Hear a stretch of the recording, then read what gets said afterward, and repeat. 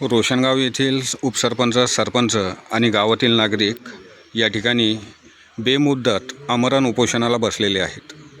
त्यांच्या दोन समस्या घेऊन ते या ठिकाणी बसलेले आहेत.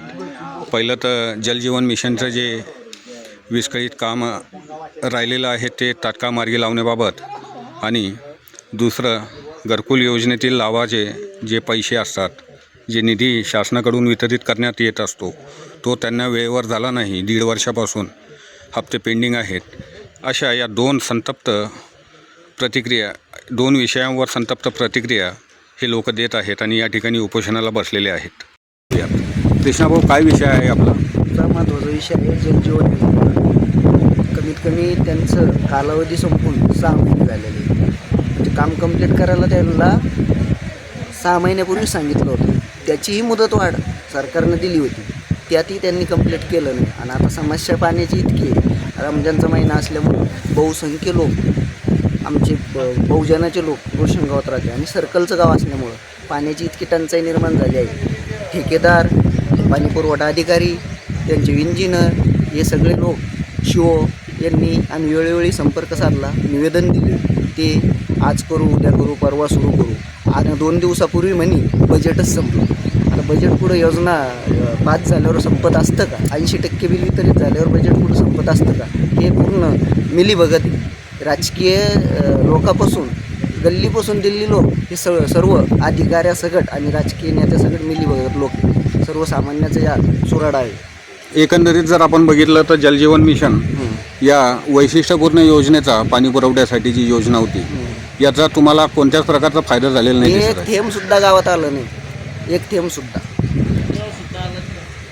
एक पाईपलाईन तर झालीच नाही गावात, पण एक थेंब सुद्धा गावात आला. कोणत्या अशा विशिष्ट एका अधिकाऱ्यामुळं किंवा कर्मचाऱ्यामुळं संबंधित दिरंगाई झाली असं तुम्हाला वाटतं? पुरवठा अधिकारी आणि शिव पण आहे त्याच्यात, सगळेच आहे. इथून तिथून साखळी त्यांची. एका अधिकाऱ्याला दोष द्यायचा नाही आपला. अच्छा. हां. आणि आपला दुसरा विषय कोणता आहे? घरकुलाचा.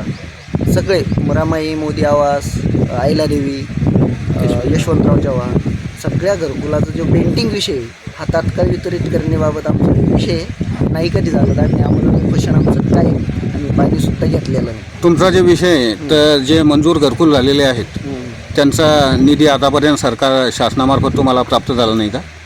ते यशवंतराव चव्हाणचा निधी संपला म्हणले. आता आम्ही उपोषणला बसलं तर रात्री आला म्हणते 11 वाजेला. आता कोण आलं का?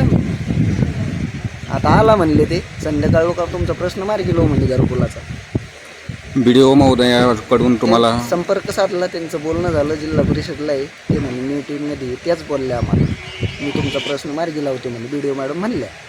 बाकी अधिकारी आले, ते विस्तार अधिकारी हे भेटून गेले.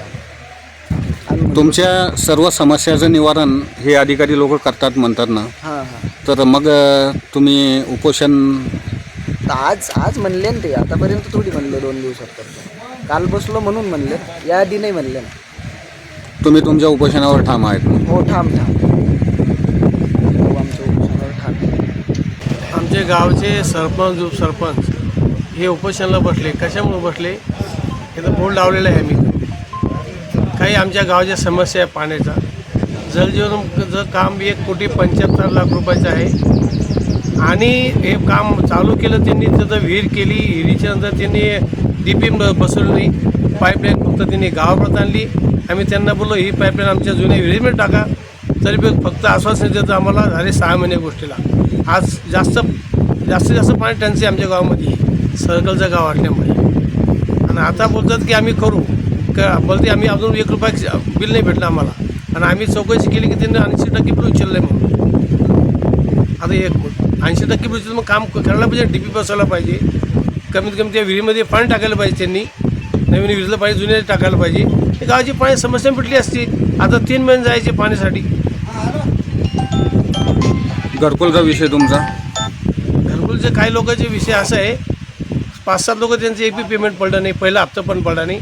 काही लोकांचे 3 वर्ष झाले, तरी आज करू उद्या करून ते पण पडले नाही. आणि आता काही SCचे लोक आहेत, त्यांना फक्त 15-15चा हप्ता पडला. बाकी म्हणतो बजेट नाही आहे. आणि आता म्हणतो आम्ही टाकतो, आज उद्या टाकतो. म्हणजे दोन्हीकडनं बोलतात ते. असं पण बोलतात ना, असं पण बोलतात. आता त्यांची प्रक्रिया चालू झाली कामाची घरकुलच्या बारेमध्ये. तुमचं नाव काय? माझं नाव रमेश रामलाल ब्राह्मण जाई, रोशनगाव, माजी सरपंच.